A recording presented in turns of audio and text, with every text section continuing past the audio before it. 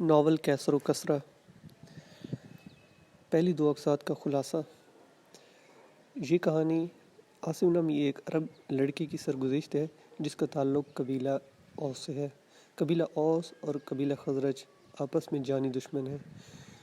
اس کہانی کے مرکزی کردار عاصم کے دو بھائی قبیلہ خزرج کے ہاتھوں قتل ہو جاتے ہیں، اور اب عاصم کی زندگی کا مقصد اپنے بھائیوں اور اپنے خاندان کے باقی افراد کے قتل کا بدلہ لینا ہے۔ اس مقصد کے لیے وہ تلواریں لینے کے لیے ملک شام کا سفر کرتا ہے، جہاں پہ اپنے گھوڑے بیچ کر وہاں سے تلواریں خریدتا ہے۔ سفر سے واپسی پہ وہ فرمس نامی ایک مصری شخص کی سرائے میں قیام کرتا ہے، جہاں پہ اس کا مقابلہ ایک شامی سردار سے ہو جاتا ہے کہ شراب کے نشے میں فرمس کو تلوار کی نوک پہ تنگ کر رہا ہوتا ہے۔ عاصم اس شامی سردار کو مقابلے کے لیے للکارتا ہے اور مقابلہ کر کے اسے زیر کر دیتا ہے۔ تو عاصم کا غلام عباد اپنے آقا کے مغلوب کردہ دشمن کی تلوار پہ قبضہ کر لیتا ہے۔ اس شامی سردار کا جو غلام ہوتا ہے وہ احتجاج کرتا ہے، لیکن سرائے میں موجود کوئی شخص بھی اس کی حمایت نہیں کرتا، کیونکہ وہ پہلے اس کے آقا سے بہت تنگ ہو چکے ہوتے ہیں۔ تو عاصم جانے کی ضد کرتا ہے، لیکن فرمس اصرار کرتا ہے کہ آپ میری نہیں تو میری بیوی اور میری بیٹی کو کم از کم شکریہ کا موقع دیں۔ تو وہ ایک اور رات ان کے پاس قیام کرتا ہے، اور اس کی فرمس کی بیوی عاصم کو 2 تلواروں کا تحفہ دیتی، کیونکہ وہ جان لیتی ہے کہ ان کو تلواروں کی سخت ضرورت ہے۔ اگلے دن وہ وہاں سے رخصت ہو جاتا ہے۔ دوسری طرف شمون، جس نے سود پہ قرض دیا ہوتا ہے، عاصم اور اس کے خاندان کو، اپنے سردار کعب بن اشرف کے پاس جاتا ہے کہ عاصم اور اس کے چچا نے اس سے بدعہدی کی ہے اور گھوڑے ان کو بیچنے کی بجائے شام لے گئے۔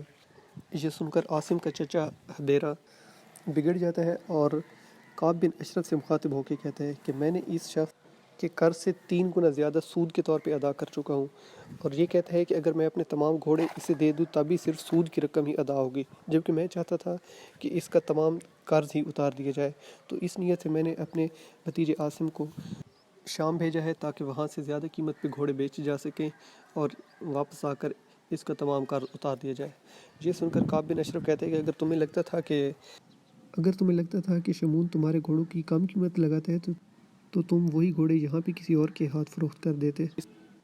تو اس کے جواب میں حبیرہ کہتا ہے کہ ان گھوڑوں میں صرف میرا ہی نہیں بلکہ میرے بھتیجے عاصم کا بھی حصہ تھا، جو کہ اس بات پہ بضد تھا کہ وہ گھوڑوں کو شام جا کر ہی بیچے گا۔ حبیرہ کعب سے کہتا ہے کہ یہ ہم سے ایسی شرائط منوا چکا ہے جو کہ انتہائی ناقابل برداشت تھیں، لیکن مجبوری کی حالت میں ہم نے وہ تمام شرائط منظور کی ہیں۔ میرے بھائی نے جب اسے قرض لیا تھا تو تب اپنے باغ کا آدھا حصہ اس کے پاس رہن کے طور پہ رکھوایا تھا، اور اس کا پانی بھی آدھا رہن کے طور پہ تھا، جبکہ اس نے وہ پانی اپنے باغ کے لیے استعمال کیا، اور جب ہم اسے قرض واپس دے چکے تو ہمارا آدھا باغ سوکھ چکا تھا۔ تو اس کے جواب میں شمون کہتا ہے کہ صرف باغ ہی نہیں، تمہارا بھتیجا بھی میرے پاس رہن کے طور پہ تھا، جو کہ تم لوگوں نے بدعہدی کر کے اسے واپس لے گئے۔ تو یہ سن کر حبیرہ اس کے جواب میں کہتے ہیں کہ ہم اسے نہیں لے کر گئے تھے بلکہ وہ تم سے تنگ آ کے بھاگ گیا تھا، لیکن ہم نے معاہدے کی پاسداری کرتے ہوئے عاصم کو واپس لے کے آئے تھے، جبکہ تم نے ہی اسے رکھنے سے انکار کر دیا۔ تو وہ کعب بن اشرف کی طرف مخاطب ہو کے کہتے ہیں کہ میں نے اسے پڑھایا لکھایا، اور اس نے مجھے یہ صلہ دیا کہ جس دن ان کی قبیلہ خزرج کے ساتھ جنگ تھی تو میں نے اس کی حفاظت کے پیش نظر اسے بند کر دیا تھا تاکہ وہ اپنے بھائیوں کی طرح مارا نہ جائے، جبکہ اس کی کوٹڑی کا جوں ہی دروازہ کھولا گیا تو اس نے میرے اوپر ہی حملہ کر دیا اور مجھے اتنا مارا کہ میرے سامنے کے دانت اب بھی اس کی ضربوں سے ہلتے ہیں، اور وہ میرے بچوں کو دھمکیاں دیتا تھا کہ میں تم سب کو قتل کر دوں گا، اور اس نے مجھے بھی ایک دن کہا تھا کہ وہ دن دور نہیں جب اوس اور خزرج ایک دوسرے کے گلے کاٹنے کے بجائے متحد ہو کر یہودیوں کے ساتھ لڑیں گے۔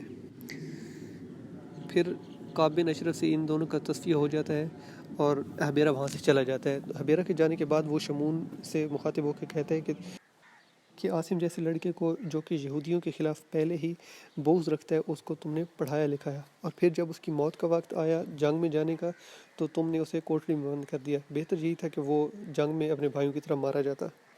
پھر وہ اسے کہتے ہیں کہ ہماری بقا اسی میں ہے کہ اوس اور خزرج ایک دوسرے کے ساتھ جنگ کرتے رہیں، اس سے ہمیں 2 فائدے ہوتے ہیں، ایک تو یہ کہ ہمارا کوئی مخالف نہیں ہوتا، اور دوسرا یہ کہ ہمارا کام سود کا چلتا رہتا ہے، وہ ہم سے سود پہ قرض لیتے ہیں، اور جس کی وجہ سے ان کے مال مویشی پیسہ سب کچھ ہمارے پاس آ جاتا ہے۔ تو اس کی جنگ سے ایک تو ہمارا کاروبار چلتا ہے، دوسرا ہمیں کوئی خطرہ نہیں، لہذا ہمیں ان دونوں قبیلوں کی جنگ کو طول دینا چاہیے۔ تو حبیرہ جیسے شخص کے ساتھ ہمیں بگاڑنی نہیں چاہیے۔ تو یہ سب سن کر شمون کہتا ہے کہ اگر آپ چاہیں تو میں اسے مزید قرض دینے کے لیے بھی تیار ہوں۔ یروشلم سے آگے بنو کلب اور بنو غطفان کے تاجروں کے ہمراہ ایک طویل سفر کرنے کے بعد عاصم کا راستہ جدا ہو گیا، اور پھر ایک روز غروب آفتاب کے وقت وہ سنگلاخ چٹانوں اور ریت کے ٹیلوں کے درمیان ایک تنگ وادی سے گزر رہا تھا۔ صحرا کی ہوا بتدریج خنک ہو رہی تھی۔ عاصم نے اچانک اپنا گھوڑا روکا اور مڑ کر عباد کی طرف دیکھتے ہوئے کہا، اب ہم آگے نہیں جا سکتے، میرا گھوڑا بہت تھک گیا ہے، ہمارے لیے راستے سے ہٹ کر وادی کے دوسری طرف قیام کرنا بہتر ہوگا، تم یہیں ٹھہرو، میں کوئی موزوں جگہ دیکھ کر ابھی آتا ہوں۔ عباد نے کہا، میں خود آپ سے یہی کہنے والا تھا کہ ہمیں ٹھہر جانا چاہیے۔ آج سے کوئی 20 سال پہلے جب میں پہلی مرتبہ آپ کے والد کے ساتھ شام کے سفر پر گیا تھا تو واپسی پر ایک رات یہیں قیام کیا تھا۔ یہ عجیب اتفاق ہے کہ اس وقت بھی ہم شام میں گھوڑے بیچ کر واپس آ رہے تھے، لیکن اس وقت ہم تنہا نہ تھے، ہمارے ساتھ یمن کے تاجروں کا ایک قافلہ تھا۔ وہ دن بہت اچھے تھے، ہمارے ساتھ قبیلہ خزرج کے چند آدمی بھی سفر کر رہے تھے اور ہمیں ایک دوسرے سے کوئی خطرہ نہ تھا۔ جب ہم دمشق سے واپس روانہ ہوئے تھے تو عباد کے ذہن میں ایک پوری داستان کا مواد آ چکا تھا، لیکن عاصم نے اچانک باغ موڑ کر گھوڑے کو ایڑ لگا دی اور آن کی آن میں بائیں ہاتھ ریت کے ٹیلے پر جا پہنچا۔ وہاں سے دوسری طرف ایک اور تنگ وادی کا جائزہ لینے کے بعد اس نے ہاتھ اونچا کر کے اپنے ساتھی کو اشارہ کیا اور وہ اس طرف چل پڑا۔ عاصم گھوڑے سے کود پڑا اور اس کی باگ پکڑ کر ٹیلے سے نیچے اترنے لگا۔ نشیب میں ایک جگہ ببول کی چند جھاڑیاں تھیں۔ عاصم نے ان کے قریب پہنچ کر گھوڑے کا ساز اتارا اور اس کے گلے کا رسہ کھول کر ایک جھاڑی سے باندھ دیا۔ خرچی سے کچھ جو نکال کر چمڑے کے توپڑے میں ڈالے اور انہیں چھاگل کے پانی سے تر کرنے کے بعد توپڑے کو ایک طرف رکھ دیا۔ گھوڑے نے توپڑا دیکھتے ہی ہنہنانا اور اچھلنا شروع کر دیا۔ عاصم نے آگے بڑھ کر گھوڑے کو تھپکیاں دیتے ہوئے کہا، دوست مجھے معلوم ہے تم بہت بھوکے ہو، لیکن ابھی تھوڑا انتظار کرو۔ پھر وہ جھاڑیوں کی طرف بڑھا اور ان کی سوکھی ٹہنیاں توڑ کر ایک جگہ جمع کرنے لگا۔ اتنی دیر میں عباد بھی پہنچ گیا اور اس نے اپنے اونٹ بٹھا کر نیچے اترتے ہوئے کہا، میرے خیال میں یہاں سردی اتنی نہیں ہوگی کہ ہمیں رات کے وقت آگ جلانے کی ضرورت پیش آئے۔ عاصم نے جواب دیا، خیال تو میرا بھی یہی ہے، تاہم احتیاطاً یہ ایندھن جمع کر لیا ہے، اگر سردی زیادہ ہو گئی تو آگ جلا لیں گے۔ تم پانی کا مشکیزہ اور کھانے کا سامان اتار لو اور اونٹوں کو ان جھاڑیوں کے ساتھ باندھ دو۔ باقی سامان اتارنے کی ضرورت نہیں، ہمیں پچھلے پہر یہاں سے روانہ ہو جانا چاہیے۔ میں چاہتا ہوں کہ چاند ہم گھر پہنچ کر دیکھیں۔ مشکیزے میں پانی کافی ہے، تم کچھ گھوڑے کو پلا دو، میں نے توپڑے میں جو بھگو دیے ہیں۔ تھوڑی دیر بعد رات ہو چکی تھی۔ اونٹ ببول کی ٹہنیاں نوچ رہے تھے اور گھوڑا توپڑے میں منہ ڈالے جو چبا رہا تھا۔ عاصم نے عباد کے ساتھ بیٹھ کر پنیر سے جو کی روٹی کے چند نوالے کھائے اور اس کے بعد پانی پیا اور ٹھنڈی ریت پر ٹانگیں پھیلاتے ہوئے کہنے لگا، ہمیں آگ کی ضرورت نہیں، تم اطمینان سے سو جاؤ، آدھی رات تک پہرا میں دوں گا۔ عباد کی آنکھیں پہلے ہی نیند سے بوجھل تھیں، وہ فوراً لیٹتے ہوئے بولا، دیکھیے جب آپ کو نیند آنے لگے تو مجھے ضرور جگا دیں، رات کے وقت ہم میں سے ایک کو ضرور پہرا دینا چاہیے۔ تم میری فکر نہ کرو، میں نے کل رات اچھا خاصا سو لیا تھا، اب مجھ پر نیند کا غلبہ نہیں ہے اور اگر ہوا بھی تو میں اٹھ کر ٹہلنا شروع کر دوں گا۔ تھوڑی دیر بعد عباد خراٹے لے رہا تھا اور عاصم چیت لیٹا ستاروں کو دیکھ رہا تھا۔ اس کے خیالات مختلف سمتوں میں پرواز کر رہے تھے، کبھی وہ شام کے شہروں کی پر رونق گلیوں اور بازاروں کا طواف کر رہا تھا اور کبھی یثرب کے نخلستانوں کی سیر کر رہا تھا۔ وہ تقریباً 4 مہینے کے طویل سفر کے بعد اپنے گھر کو واپس جا رہا تھا، اور راستے کی تمام دشواریوں کے باوجود اس کا یہ سفر اس کی توقع سے بہت زیادہ کامیاب رہا تھا۔ امن کے دنوں میں عرب کی حدود کے اندر عاصم اپنے آپ کو نسبتاً محفوظ سمجھتا تھا، تاہم قافلے سے جدا ہونے کے بعد اس نے احتیاطاً راستے کی صرف ان بستیوں سے گزرنا مناسب سمجھا جن کے رہنے والے قبائل اہل یثرب کے ساتھ دوستانہ تعلق رکھتے تھے۔ اسے اس بات کا شدید احساس تھا کہ اس کا بخیر و عافیت گھر پہنچنا اس کے خاندان کی عزت کا مسئلہ ہے، اور اب وہ کسی ناخوشگوار حادثے سے دوچار ہوئے بغیر اپنی منزل مقصود کے قریب پہنچ چکا تھا۔ جب وہ سوچتا کہ میں صرف کپڑا فروخت کر کے اپنے چچا کا تمام قرضہ چکا سکوں گا اور دمشق کی خوبصورت تلواریں دکھا کر قبیلہ اوس کے ہر نوجوان سے داد تحسین حاصل کر سکوں گا تو اس کے دل میں خوشی کی ایک لہر دوڑ جاتی، لیکن جب اسے اپنے گھر کا خیال آتا تو وہاں کے مناظر اس دشت کی تنہائی سے زیادہ وحشتناک محسوس ہوتے۔ اس کی ماں اسے بچپن ہی میں داغ مفارقت دے گئی تھی۔ اس کے دو بھائی جن کی شجاعت اور جواں مردی پر سارے قبیلے کو فخر تھا، لڑائی میں کام آ چکے تھے۔ اس کا باپ اپنے کسی عزیز کی ایک مدت تیمارداری کرنے کے بعد گھر واپس آ رہا تھا کہ کسی نے بے خبری کی حالت میں پیچھے سے حملہ کر کے اسے قتل کر دیا۔ اب عاصم کی زندگی کا سب سے بڑا مسئلہ اپنے عزیزوں کے خون کا انتقام لینا تھا۔ اس کے بھائیوں، اس کے باپ اور اس کے ابن عم کی روحیں پیاسی تھیں، اور یہ پیاس صرف بنو خزرج کے خون سے بجھائی جا سکتی تھی۔ حبیرہ، اس کا چچا، اپنے دائیں ہاتھ سے محروم ہونے کے باعث تلوار اٹھانے کے قابل نہ تھا۔ حبیرہ کے چھوٹے بیٹے سالم کی عمر ابھی 14 سال سے کم تھی۔ اس کی بہن سعاد اس سے کوئی 2 سال چھوٹی تھی۔ ان حالات میں اپنے گھرانے کے زندہ افراد کے حوصلے قائم رکھنے اور مرنے والوں کی روحوں کو آسودہ رکھنے کی ساری ذمہ داری عاصم پر عائد ہوتی تھی۔ وہ فطرتاً ظالم یا خونخوار نہیں تھا، لیکن اس نے ایسے ماحول میں آنکھ کھولی تھی جس میں خاندانی یا قبائلی حمیت پر جان دینا ایک نوجوان کا اولین فرض سمجھا جاتا تھا۔ اپنے معذور چچا اور اس کے کم سن بچوں کی بے بسی اس کے لیے ناقابل برداشت تھی۔ شام کی طرف روانہ ہوتے وقت اس نے حبیرہ، سالم اور سعاد کے سامنے منات کی قسم کھا کر یہ عہد کیا تھا کہ جب میں واپس آؤں گا تو تم لوگ فخر سے سر اٹھا کر یہ کہہ سکو گے کہ ہم اپنے دشمنوں سے انتقام لے چکے ہیں، اور شمون بھی ہمیں اپنا مقروض ہونے کا طعنہ نہیں دے سکے گا۔ آپ کو اس بات کا ملال نہیں ہونا چاہیے کہ ہمارے قبیلے کے سرکردہ لوگ لڑائی سے اکتا چکے ہیں۔ مجھے یقین ہے کہ میں ان کی غیرت کو زندہ کر سکوں گا۔ اور اب وہ صحرا کی ٹھنڈی ریت پر لیٹا یہ سوچ رہا تھا کہ یہ نئی تلواریں جو اس نے شام سے حاصل کی ہیں عنقریب ان نوجوانوں کے ہاتھ میں ہوں گی جو قبیلے کے ایک ایک مقتول کا انتقام لینے کا عہد کریں گے، اور پھر کوئی عرب آئندہ ہماری نسلوں کو یہ طعنہ نہیں دے گا کہ تمہارے اسلاف اس قدر بے حمیت تھے کہ وہ دشمن کے خون سے اپنے عزیزوں کی روحوں کی پیاس نہ بجھا سکے۔ لیکن اس کا انجام کیا ہوگا؟ کیا ہمارے انتقام لے چکنے کے بعد یہ جنگ ختم ہو جائے گی؟ نہیں، یہ جنگ ختم نہیں ہوگی۔ ہماری غیرت و حمیت کا تقاضا ہے کہ ہم اپنے عزیزوں کی روحوں کی پیاس بجھانے کے لیے اپنے دشمن کا خون پیش کریں، اور یہی حال بنو خزرج کا ہے۔ ہم دونوں اس جنگ کو جاری رکھنے پر یکساں مجبور ہیں۔ یہ انتقام در انتقام کا سلسلہ جاری رہے گا۔ آخر کب تک جاری رہے گا؟ عاصم کے ذہن میں اس سوال کا کوئی جواب نہ تھا۔ وہ ذہنی الجھاؤ کی حالت میں دیر تک بے حس حرکت لیٹا رہا، پھر حال اور مستقبل کے تلخ حقائق سے منہ پھیر کر ماضی کے سپنوں میں پناہ لینے لگا۔ اسے بچپن کے وہ دن یاد آ رہے تھے جب اوس و خزرج پرامن ہمسایوں کی طرح رہتے تھے، اور وہ خزرج کے بچوں کے ساتھ کھیلا کرتا تھا۔ اس زمانے میں یثرب کے نخلستان کتنے خوبصورت معلوم ہوتے تھے، ان بستیوں میں کتنی چہل پہل ہوتی تھی۔ اپنے بچپن کے ساتھیوں کی شوخیوں اور شرارتوں کے تصور سے عاصم کے ہونٹوں پر مسکراہٹ کھیلنے لگی۔ صحرا کی ہوا اب خاصی سرد ہو چکی تھی۔ وہ آگ جلانے کے ارادے سے اٹھا۔ اچانک اسے دور سے کسی کی آواز سنائی دی اور وہ چونک کر ادھر ادھر دیکھنے لگا۔ کچھ دیر بعد وہ اسے اپنا وہم سمجھ کر لکڑیوں کے ڈھیر کی طرف بڑھا، لیکن چند اور آوازیں آئیں اور اس نے جلدی سے اپنی کمان اور ترکش اٹھانے کے بعد عباد کو جگاتے ہوئے کہا، عباد، ذرا ہوشیار ہو جاؤ، میں نے اس ٹیلے کی طرف کچھ آوازیں سنی ہیں، ہو سکتا ہے کوئی قافلہ گزر رہا ہو، میں ابھی معلوم کر کے آتا ہوں۔ عباد اٹھ کر اپنے ہتھیار سنبھالنے لگا اور عاصم تیزی سے ٹیلے پر چڑھنے لگا۔ چوٹی پر پہنچ کر اسے فاصلے پر الاؤ کی روشنی میں چند آدمی اور گھوڑے دکھائی دیے۔ یہ لوگ الاؤ کے گرد بیٹھے ہونے کی بجائے کھڑے ہو کر کسی بات پر تکرار کر رہے تھے۔ عاصم احتیاط سے قدم اٹھاتا ہوا آگے بڑھا اور ٹیلے سے نیچے اتر کر چلنے کی بجائے زمین پر رینگنے لگا۔ کوئی بلند آواز میں چلا رہا تھا، میں نے تمہارا کچھ نہیں بگاڑا، میں منات اور عزا کی قسم کھاتا ہوں کہ یہ بہتان ہے، یہ جھوٹ ہے، سوتے میں کسی کے ہاتھ پاؤں جکڑ دینا کہاں کی بہادری ہے۔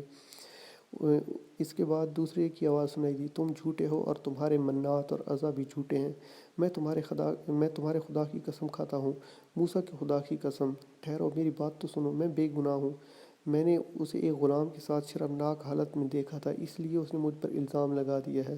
تم جھوٹے اور مکار ہو، یاد رکھو میرا قبیلہ یثرب کے تمام یہودیوں سے انتقام لے گا۔ دو آدمیوں نے جھک کر جلتی ہوئی لکڑیاں اٹھائیں اور اس کے بعد پے در پے ضربوں کی آواز اور مضروب کی چیخیں سنائی دینے لگیں۔ عاصم کے لیے یہ تمام واقعہ ایک مہمہ تھا۔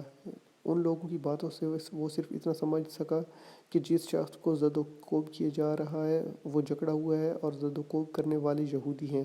چند ثانیے وہ یہ فیصلہ نہ کر سکا کہ اسے کیا کرنا چاہیے۔ ایک طویل اور کٹھن سفر کے بعد اپنی منزل مقصود کے قریب اسے بلا وجہ کسی خطرے کا سامنا کرنا گوارا نہ تھا، لیکن ایک بے بس انسان کی کرب انگیز چیخیں سن کر اس کی رگ حمیت بھڑک اٹھی اور اس نے اچانک ایک آدمی کے پاؤں کا نشانہ باندھ کر تیر چلا دیا۔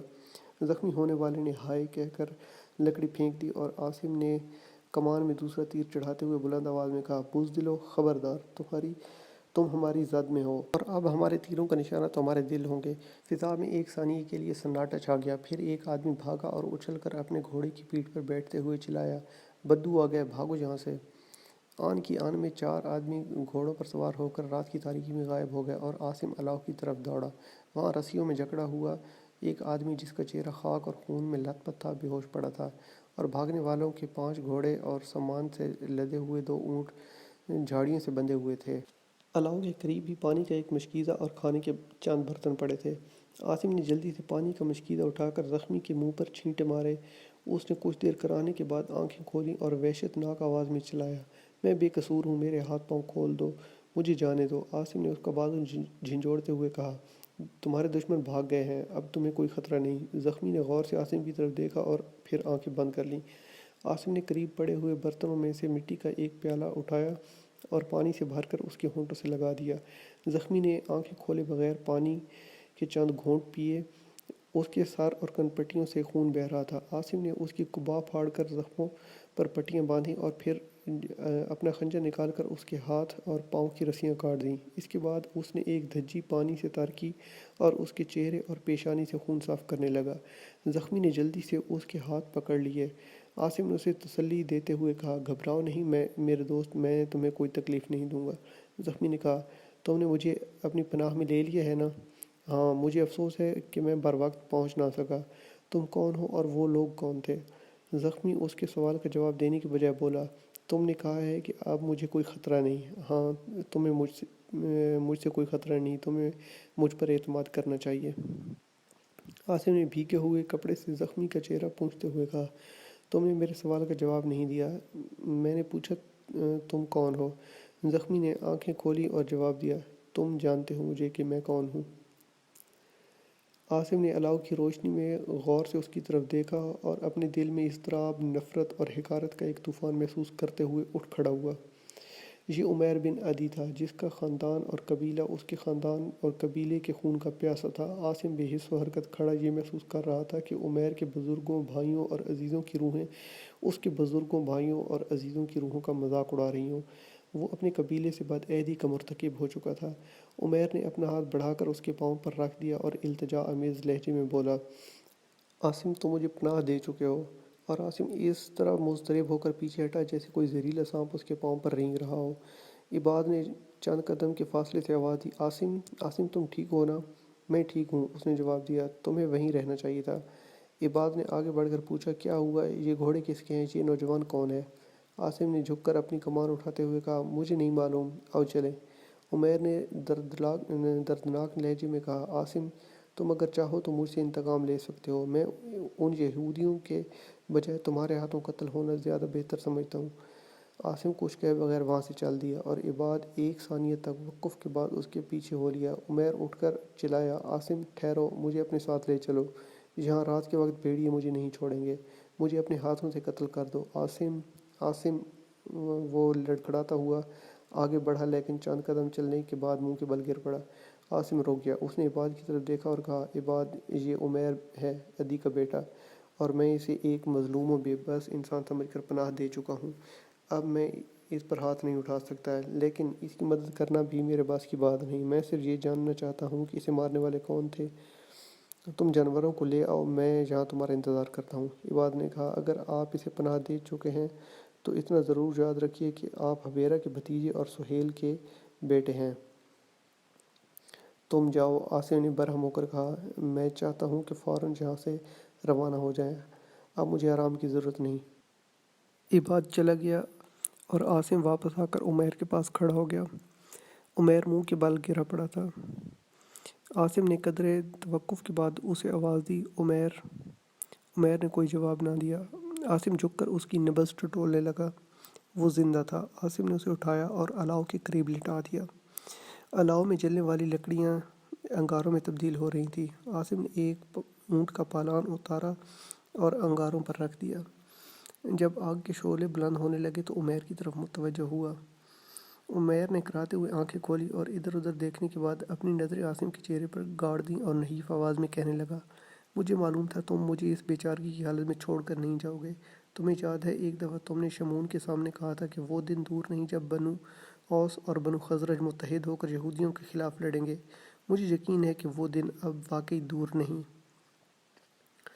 عاصم نے روکھے انداز میں کہا، مجھے تم سے کوئی دلچسپی نہیں، میں صرف یہ جاننا چاہتا ہوں کہ تمہیں مارنے والے کون تھے۔ وہ خیبر کے یہودیوں میں سے شمعون کا کوئی رشتہ دار تھا اور باقی اس کے نوکر تھے۔ میں تمہیں اپنی پوری سرگزشت سناتا ہوں، مجھے پانی دے دو بس۔ عاصم نے اٹھ کر اسے پانی پلایا اور عمیر نے اپنی سرگزشت شروع کر دی۔ یہ یہودی خیبر سے گھوڑے خریدنے آیا اور شمعون کا مہمان تھا۔ جب اس نے گھوڑے خرید لیے تو شمعون نے مجھ سے کہا کہ تم اسے خیبر تک پہنچا آؤ۔ میرا باپ شمعون کا راستہ قرضہ چکانے کا انتظام کر چکا تھا۔ میں اسی ہفتے اس سے رہائی پا کر گھر جانے والا تھا، لیکن شمعون نے اتنا اصرار کیا کہ میں خیبر کے یہودی کے ساتھ جانے پر مجبور ہو گیا۔ یہودی نے اپنی طرف سے مجھے ایک معقول معاوضے کا لالچ بھی دیا تھا۔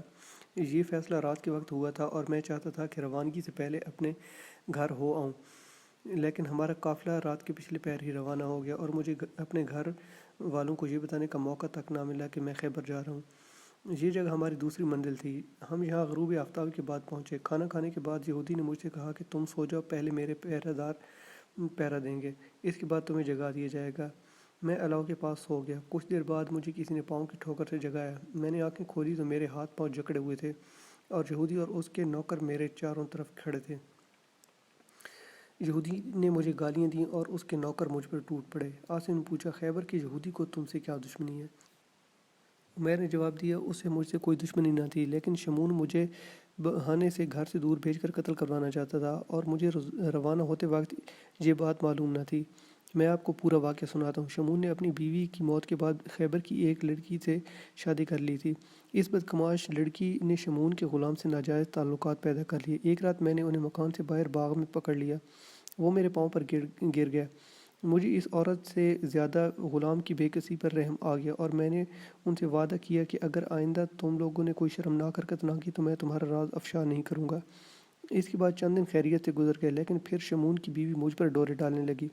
ایک دن شمعون اور اس کے لڑکے شہر گئے ہوئے تھے اور میں باغ میں کام کر رہا تھا کہ اس نے خادمہ کو بھیج کر مجھے بلایا، لیکن میں نے شمعون کی غیر موجودگی میں اندر جانے سے انکار کر دیا۔ رات کے وقت میں ڈیوڑی کے باہر سو رہا تھا کہ وہ میرے پاس آ گئی۔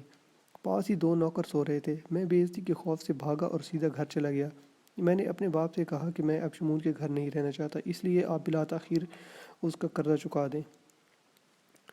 انہوں نے وعدہ کیا کہ میں اسی ہفتے قرض چکا دوں گا، لیکن اس وقت تم واپس چلے جاؤ۔ مجھے اندیشہ تھا کہ شمعون کی بیوی مجھ سے انتقام لینے کی کوشش کرے گی اور اس کے لیے وہ کوئی تہمت بھی لگا سکتی ہے۔ مجھے اس قسم کی دھمکیاں وہ دے بھی چکی تھی، اس لیے میں اپنے باپ کے اصرار کے باوجود واپس نہ گیا۔ لیکن 2 دن بعد شمعون خود مجھے لینے کے لیے آ گیا اور اس کی باتوں سے میرے خدشات دور ہو گئے۔ میرے والد نے مجھے شمعون کے ساتھ روانہ کرتے ہوئے اس بات کی تسلی دی کہ میں بہت جلد باقی رقم ادا کر کے تمہیں واپس لے آؤں گا۔ اس کے بعد تیسرے دن مجھے سفر پر بھیج دیا گیا۔ اس جگہ جب ان لوگوں نے مجھے گالیاں دینا شروع کی تو میں سمجھ گیا کہ اس قدر اصرار کے ساتھ مجھے ان کے ہمراہ بھیجنے سے شمعون کا اصل مقصد کیا تھا۔ یہ یہودی بار بار مجھ پر الزام لگا رہا تھا کہ میں نے اس شخص کی عزت پر ہاتھ ڈالا ہے جس نے مجھے اپنے بچوں کی طرح پالا ہے۔ یہودی نے اپنے نوکروں کو حکم دیا کہ وہ مجھے قتل کر کے راستے میں دور کسی جگہ دفن کر دیں۔ ان حالات میں کون کہہ سکتا تھا کہ تم میری جان بچانے یہاں پہنچ جاؤ گے؟ یہودیوں نے کہا تھا کہ منات اور عزا جھوٹے ہیں اور منات اور عزا نے تمہیں میری مدد کے لیے بھیج دیا۔ عاصم، تم مجھ سے وعدہ کرو کہ تم مجھے یہاں مرنے کے لیے نہیں چھوڑو گے۔ عاصم نے کوئی جواب نہ دیا اور عمیر نے مایوسی کی حالت میں آنکھیں بند کر لیں۔ کچھ دیر خاموشی رہی۔ بالآخر عمیر نے آنکھیں کھولتے ہوئے کہا، شمعون کو یقین ہوگا کہ میں مر چکا ہوں اور مجھے معلوم نہیں کہ میرے اچانک غائب ہو جانے کے متعلق وہ کس قسم کی قصے مشہور کرے گا۔ وہ مجھ پر کوئی ایسا الزام لگائے گا کہ میرے قبیلے کے لوگ مجھ پر لعنت بھیجیں گے۔ مجھے یہاں چھوڑ کر نہ جاؤ، اپنے ہاتھوں سے میرا کام تمام کر دو اور میری لاش کو کسی ایسی جگہ چھپا دو کہ کسی کو سراغ نہ مل سکے۔ میں تمہاری مدد کے بغیر گھر نہیں پہنچ سکتا، اس ویرانے میں میری موت یقینی ہے۔ عاصم نے عمیر کی طرف دیکھا اور اضطراب کی حالت میں اپنے ہونٹ کاٹتے ہوئے کہا، تم جانتے ہو کہ میں تمہیں اس حالت میں چھوڑ کر نہیں جاؤں گا، لیکن میری ایک شرط ہے اور وہ یہ کہ تم کسی سے میرا ذکر نہیں کرو گے۔ میں یہ نہیں چاہتا کہ میرے قبیلے کے لوگ میرا مذاق اڑائیں۔ مجھے تمہاری شرط منظور ہے، عمیر نے اطمینان کا سانس لیتے ہوئے جواب دیا۔ आसिम ने पूछा, तुम घोड़े पर सवारी कर सकोगे? मुझे नहीं मालूम, उमैर ने उठकर बैठते हुए कहा। मेरा सर फट रहा है और मेरा जिस्म सुन्न हो रहा है, लेकिन मैं कोशिश करूँगा। हमारा यहाँ ठहरना मुनासिब नहीं। मुझे यकीन है कि वो लोग आसपास छुपकर हमें देख रहे होंगे। आसिम और उमैर कुछ देर तक खामोश बैठे रहे। इतने में इमाद घोड़ा और ऊँट लेकर पहुँच गया। आसिम ने कहा, इबाद, मैं उमैर को जल्द से जल्द उसके घर पहुँचाना चाहता हूँ। तुम इनमें से एक घोड़ा पकड़ लाओ। ठहरिए, मेरा घोड़ा शायद यहीं हो, मैं उसी पर सवारी करूँगा। उमैर ये कहकर उठा और दोनों हाथों से अपना सर दबाकर लड़खड़ाता हुआ झाड़ियों से बंधे हुए घोड़ों में से एक की तरफ बढ़ा। इबाद ने पूछा, आप ये बाकी घोड़े और ऊँट यहीं छोड़ जाएंगे? आसमी ने जवाब दिया, नहीं, ये गनीमत कमाल है, इनकी रस्सियाँ खोल दो, ये खुद ब खुद हमारे पीछे भागेंगे। लेकिन अगर कोई जानवर पीछे रह जाए तो तुम्हें उसकी फ़िक्र नहीं करनी चाहिए। हमें सुबह तक एक मंजिल ज़रूर तय कर लेनी है। जब धूप तेज़ हो जाएगी तो हम किसी जगह चंद घड़ी सस्ता लेंगे। फिर अगर रास्ते में इसकी हालत ज़्यादा ख़राब ना हो गई तो हम कल रात तक घर पहुंच जाएंगे। ग़ुरूब आफ्ताब हो चुका था और अदी के मकान के एक कुशादा कमरे में चिराग जल रहा था। सुमेरा, एक नौउम्र सेहतमंद और ख़ूबसूरत लड़की, चिरागदान के करीब बैठी कपड़े सीने में मसरूफ़ थी। अदी का छोटा लड़का नुमान, जिसकी उम्र 15 साल के लगभग थी, उसके करीब दीवार से टेक लगाए बैठा था। अदी का दूसरा लड़का अतबा कमरे में दाखिल हुआ और नुमान के करीब बैठते हुए बोला, सुमेरा, तुम 2 दिन से इसमें लगी हुई हो, ये कमीज़ कब ख़त्म होगी? सुमेरा ने जवाब दिया, मुझे वक्त ही कहाँ मिलता है, सारा दिन घर के काम में मसरूफ़ रहती हूँ। नुमान ने कहा, अखी, सुमेरा ने हमारी कमीज़ कभी इतने शौक़ से नहीं सी, बस ख़त्म हो गई। सुमेरा ने जल्दी जल्दी चंद टाँके लगाने के बाद दांतों से धागा तोड़ा और सुई पास ही एक ताकचे में रख दी। फिर उसने कमीज़ फैलाकर भाइयों को दिखाते हुए कहा, क्यों, ठीक है ना? उत्बा ने अपने कुशादा चेहरे पर एक शरारत आमेज़ तबस्सुम लाते हुए कहा, मुझे तो बिल्कुल पसंद नहीं, शायद उमैर को पसंद आ जाए। अब हमें खाना दो, भूख लग रही है। नहीं, पहले मुझे ये कमीज़ पहन कर दिखाइए। उत्बा ने कहा, बहुत अच्छा, लेकिन अगर मुझे पसंद आ गई तो मैं उतारूँगा भी नहीं। सुमेरा ने बेचैन होकर कहा, जल्दी कीजिए, वो आने वाले हैं। नुमान ने कहा, अखी, अब्बा जान को बहुत देर हो गई है, हमें मालूम करना चाहिए, वो आ रहे होंगे। उत्बा ने ये कहते हुए अपनी कमीज़ के ऊपर नई कमीज़ पहन ली। नुमान ने कहा, अरे ये तो बहुत ढीली है। सुमेरा ने जवाब दिया, लेकिन उमैर के बिल्कुल ठीक आएगी, उस दिन वो आए थे तो मैंने उनका नाप ले लिया था। उत्बा ने कहा, सुमेरा, तुम उमैर का बहुत ख्याल रखती हो। सुमेरा ने बिगड़ कर जवाब दिया, क्यों ना रखूं, क्या हमारे ख़ानदान पर उसका एहसान सबसे ज़्यादा नहीं? उसने हमारी खातिर इतने साल एक जलील यहूदी की नौकरी में गुजार दिए। उत्बा ने कहा, अरे तुम तो खफा हो गई, मैंने कब कहा कि ख़ानदान पर उसका एहसान नहीं? बाहर किसी के कदमों की आहट सुनाई दी और सुमेरा ने मुस्तरब होकर कहा, वो आ रहे हैं, आप जल्दी से कमीज़ उतार दें। उत्बा ने कमीज़ उतार कर उसे दे दी। अदी कमरे में दाखिल हुआ। सुमेरा ने कदर बेचैन होकर पूछा, अब्बा, आप अकेले आए हैं, भाई को साथ क्यों नहीं लाए? अदी जवाब देने के बजाय निढाल होकर बैठ गया और सुमेरा और उसके भाई उसके तेवर देखकर सहम गए। चंद सानिये कमरे में खामोशी तारी रही। बिलाखिर सुमेरा ने कहा, क्या हुआ, आप परेशान क्यों हैं? अदी ने घुटी हुई आवाज़ में कहा, मुझे उमैर से ये तवक्को न थी। उत्बा ने पूछा, अब्बा जान, उमैर ने क्या किया? क्या घर आने से इनकार कर दिया? अगर वो घर आने से इनकार कर देता तो मुझे इतनी तकलीफ़ ना होती, लेकिन उसने मुझे दुनिया के सामने जलील कर दिया। अब कोई यहूदी हमारे एतबार नहीं करेगा। सुमेरा ने कर्बंगेज़ लहजे में पूछा, अब्बा जान, बताइए तो सही, उसने क्या किया? वो शमून के घर से 200 दिनार चोरी करके भाग गया। उत्बा ने कहा, नहीं अब्बा जान, ये बात नाकाबिल यकीन है, उमैर चोरी नहीं कर सकता, उसके बदतरीन दुश्मन भी उस पर चोर होने का इल्ज़ाम नहीं लगाएंगे। फिर वो भागा क्यों? मैंने इतनी मुसीबतों से शमून का कर्जा चुकाया था, सिर्फ 20 दिनार बाकी रह गए थे, वो भी आज लेकर गया था। अब यकायक उसके गायब हो जाने से शमून का हर इल्ज़ाम सही हो जाएगा। उत्बा ने कहा, हमारे कबीले का कोई आदमी इस इल्ज़ाम को दुरुस्त तस्लीम नहीं करेगा। अदी ने जवाब दिया, हमारे कबीले के आदमियों को तस्लीम करने या ना करने से क्या फ़र्क पड़ता है? यसरब के यहूदी शमून की बात रद्द नहीं करेंगे, वो उन्हें हमारे खिलाफ भड़काएगा, और अगर यहूदियों ने हमसे लेन देन बंद कर दिया तो इसकी सारी जिम्मेदारी मेरे ख़ानदान पर होगी। उत्बा ने पूछा, उमैर कब से गायब है? उसे गायब हुए 3 दिन हो चुके हैं। 3 दिन? और शमून ने आपको आज इतला दी है? अदी ने जवाब दिया, शमून कहता है कि घर में नकदी के संदूक की कुंजियाँ अक्सर उसके पास रहती थीं, परसों उसने मुझे कुंजियाँ वापस देते हुए कहा कि अब मेरा जी यहाँ नहीं लगता, तुम्हारे कर्जे की बाकी रकम 2-4 दिन के अंदर अंदर अदा होने वाली है, इसलिए मुझे इजाज़त दीजिए। मैंने उसे रोकने की कोशिश की, लेकिन उसने इस कदर इसरार किया कि मैंने उसे ज़बरदस्ती रोकना मुनासिब ना समझा। सुमैरा ने कहा, वो यहूदी यकीनन झूठ बोलता है। अगर उमैर ने उसके घर में चोरी की होती तो वो उसी वक्त भागता हुआ आपके पास आ जाता। अदी ने जवाब दिया, लेकिन शमून ये कहता है कि चोरी के मुतालिक उसे अभी मालूम हुआ है। मेरे वहाँ पहुँचने से थोड़ी देर पहले कोई उससे कर्ज मांगने आया था। उसने नकदी का संदूक खोला तो मालूम हुआ कि 200 दीनार की एक थैली गायब है। उत्बा ने कहा, अब्बा जान, ये सरासर झूठ है। उमैर कहा करता था कि शमून अपने बेटों पर भी एतबार नहीं करता, ये उसकी शरारत है। अगर मेरे भाई को भागना था तो उसने एक ही थैली क्यों उठाई, पूरा संदूक खाली क्यों नहीं किया? फिर वो घर के सिवा कहाँ जा सकता है? अदी ने कहा, बेटा मुझे भी यकीन नहीं कि उमैर ऐसी हरकत कर सकता है, लेकिन एक बात शमून के हक़ में जाती है, और वो ये कि उमैर गायब है। वो ना शमून के घर में है और ना यहाँ है। कोई बाशऊर आदमी ये नहीं मानेगा कि वो बिला वजह कहीं भाग गया। जब तक उसका पता नहीं चलता हम किसी से आंख उठाकर बात तक नहीं कर सकते। तुम फ़ौरन उसकी तलाश शुरू कर दो। वादी में उसके जितने दोस्तों को तुम जानते हो उनके पास जाओ। मुमकिन है कि वो शर्म और नदामत की वजह से किसी के घर छुपा हुआ हो। नुमान, तुम भी जाओ। शमून ने मुझे 8 पहर की मोहलत दी है और कहा है कि अगर इस अरसे में मुझे चोरी का माल वापस ना मिला तो मैं ये वाक़या तमाम वादी में मशहूर कर दूँगा। मैं शहर जाता हूँ। मुमकिन है वो शराब के नशे में चूर कहीं पड़ा होगा या किसी जुआरी के हत्थे चढ़ कर सब कुछ गंवा चुका हो और अब शर्म से मुंह छुपाए फिरता हो।